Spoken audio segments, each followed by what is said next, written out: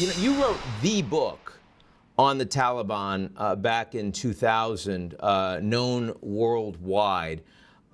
If you were writing that book again today, have they changed? Well, unfortunately, again, we fall back on this issue of governance. We thought for a long time that the Taliban would be educating and training their younger generation to become bureaucrats and handlers of civil society. But we were wrong. There are a lot of cosmetic changes, such as they use iPhones, they can take pictures, which of course photography was banned in the earlier Taliban government. We don't have a Taliban policy as to what they want to do regarding all these very sensitive issues, which people are walking around, tiptoeing around, and not wanting to face up to a Taliban decree which will ban this newspaper or that television station. The other thing, of course, is the factionalism within the Taliban. And for the time being, it seems, although it's very difficult to decipher exactly what's happening,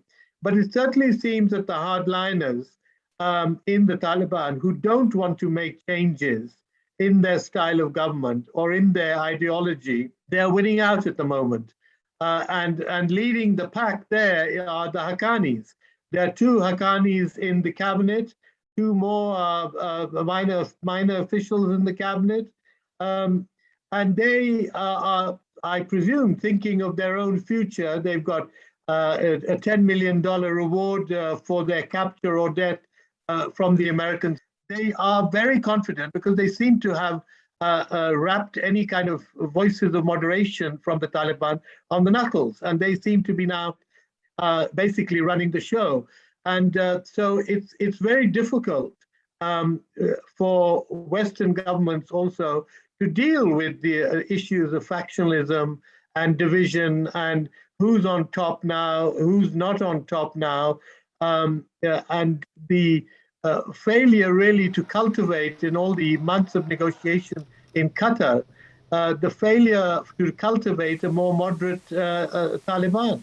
We know that the Americans have frozen billions of dollars of Taliban assets.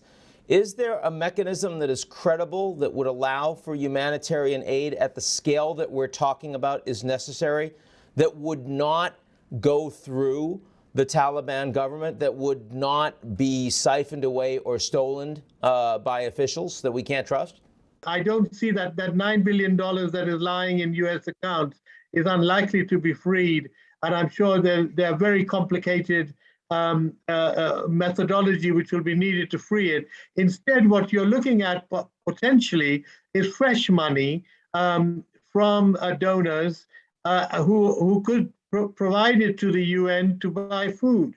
Now, of course, there are all sorts of other things involved. We desperately need medical aid.